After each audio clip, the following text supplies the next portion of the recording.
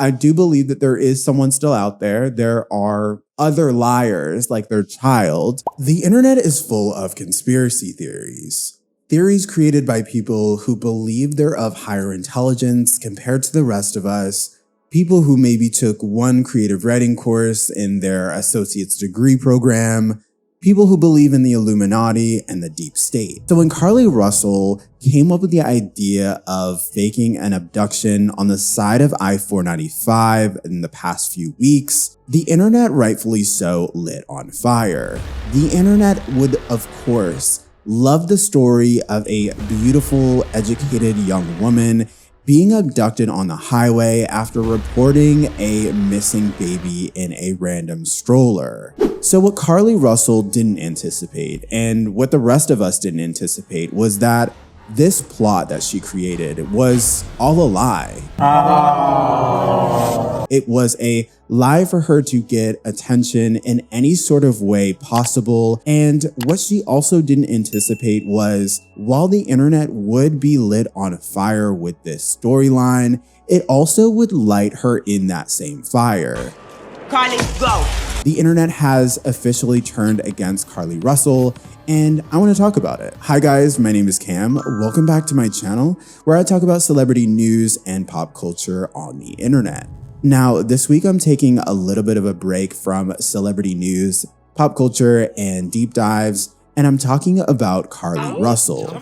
This is going to be the story as we know it so far, a story that I believe we will forget in the next month or so, as somebody like her will randomly do something even crazier. Prior to Carlee seeing the child and dialing 911 on the side of the highway, police noted that she did 3 things prior to getting to the side of the highway. Officers say days before her disappearance, though, Carlee took a robe and toilet paper from her job. She then stopped to grab food. And then she stopped at Target to get some crackers or some Cheez-Its. While on the phone with 911, Russell detailed that she spotted the child out of nowhere and started to follow the child. Despite her saying that she was following the child, but she wasn't out of her car, the police ended up getting, I believe, some sort of logistical information, which noted that she traveled in this time frame 600 yards while she was on the phone with 911. Data from Carlee's phone, including her Life 360 app, shows that she traveled approximately 600 yards in her vehicle while she was on the phone with 911, stating that she was following a child. Now, I don't know about you guys, but I don't think a child is able to run that far in that short amount of time. And 600 yards is 6 football fields straight, 600 yards. Bitch, I would get winded after half of a football field. Like, I couldn't imagine anyone ever running this fast. And so it just really, from the get-go, made her 911 call seem suspicious. After the phone call, when the operator told her that police were on their way, she went silent for 48 hours. Also putting this flyer up in Hoover and surrounding areas. Now, not only were people giving her thoughts and prayers, but people were coming up with the craziest conspiracy theories during this 48 hours. Everyone and their mother was really invested in the story of a beautiful young woman standing on a highway and how all of a sudden she just went missing and vanished. 48 hours later, it was reported that Carlee showed up at her parents' house. She was then taken to the hospital, and then her parents almost immediately requested privacy during that time.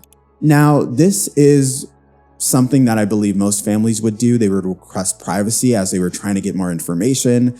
But even as they've had more information after the police have sort of investigated this, they still are very adamant. Do you believe she was fighting for her life? Oh, she definitely fought for her life.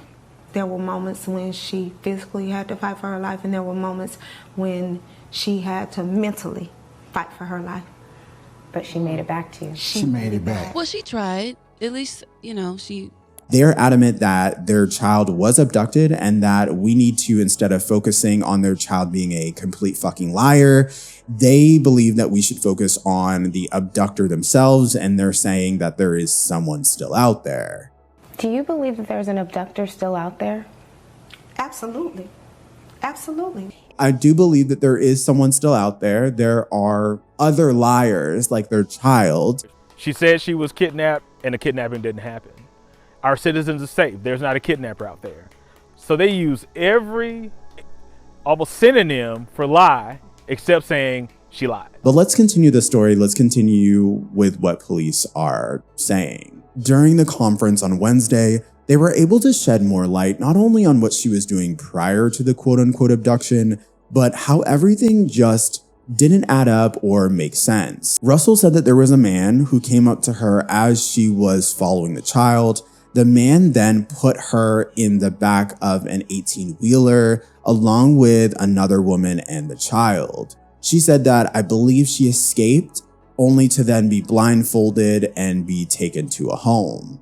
After she had gotten to this home, she believes that they basically took photos of her. Maybe she wasn't 100% positive on that, but what she was positive on was that she was not assaulted in any sort of way. She basically was fed crackers, and we're going to talk about that. She went to bed. The day following, she basically was put into a car to which she escaped again, blindfolded, and made her way through the woods and somehow ended up at her parents' front doorstep. Don't laugh. You can't laugh. After arriving at her parents' front doorstep is when eventually she was interrogated by police, and they said that she arrived with $107 in her pocket. Along with the money in her pocket, one thing that they also noted, which I found really, really interesting, was the things that she Googled prior to her abduction. On July 11th at 7:30 a.m., the term, "You have to pay for an Amber Alert," was searched. On July 13th at 1:03 a.m., the day of her disappearance, the term, "How to take money from a register without being caught," was searched. On July 13th at 2:13 a.m., the day of her disappearance, the term Birmingham bus station was searched. On July 13th, 2:35 a.m., a search for a one-way bus ticket from Birmingham to Nashville was conducted with a departure date of July 13th. On July 13th at 12:10 p.m., a search for the movie Taken, a film about abduction, was conducted.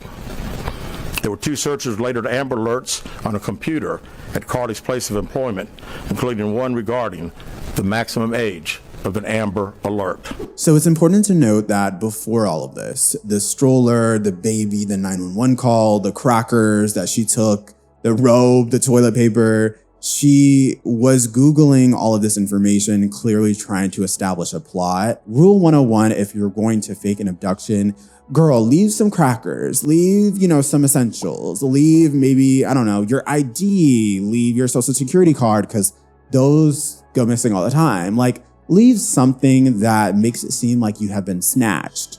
Like, why would you take the things that you stole and the things that you bought and you purchased before? You think somebody's gonna abduct your ass and you'd be like, wait, no. Let me keep the crackers. Let me keep the food that I bought. Like, bitch, this was like $6.99. I need to keep this.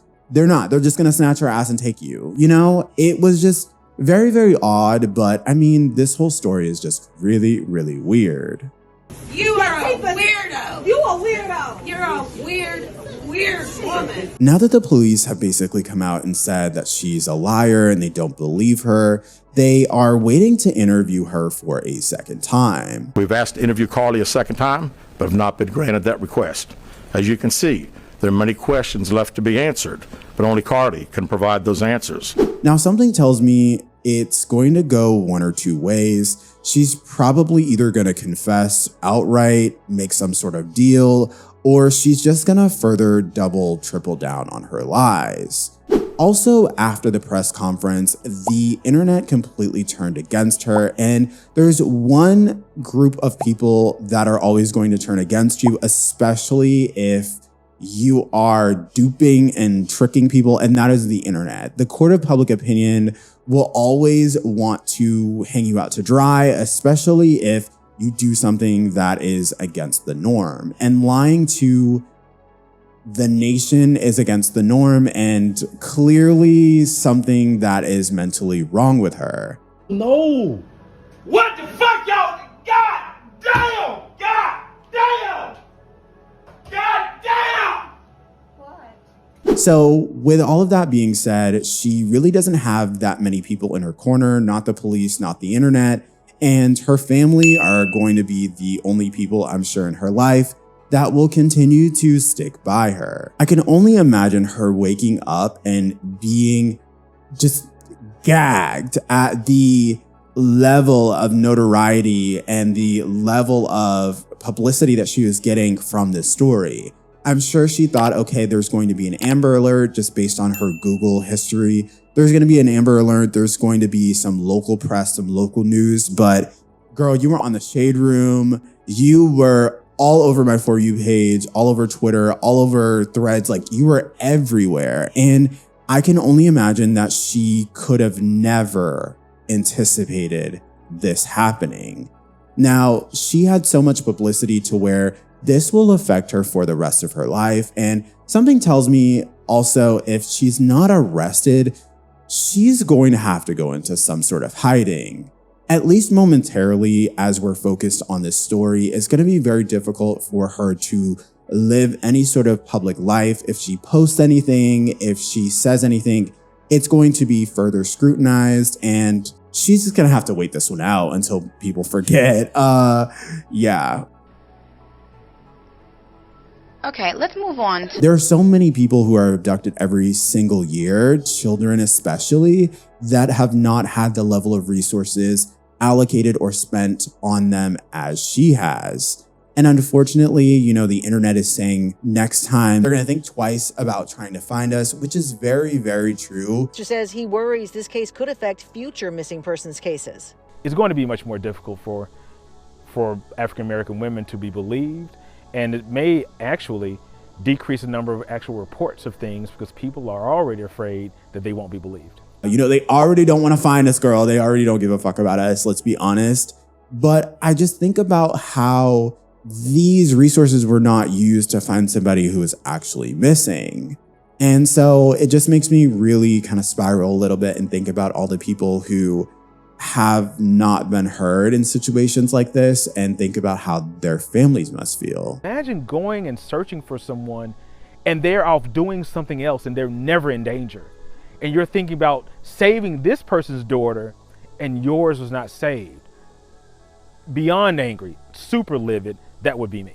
I recorded this video like 4 times, so I really wanted to get it out. I really wanted to talk to you guys about this. So don't forget to like, comment, and subscribe below. Let me know how you guys feel. And something tells me I will be talking to you guys very, very soon. Bye, guys.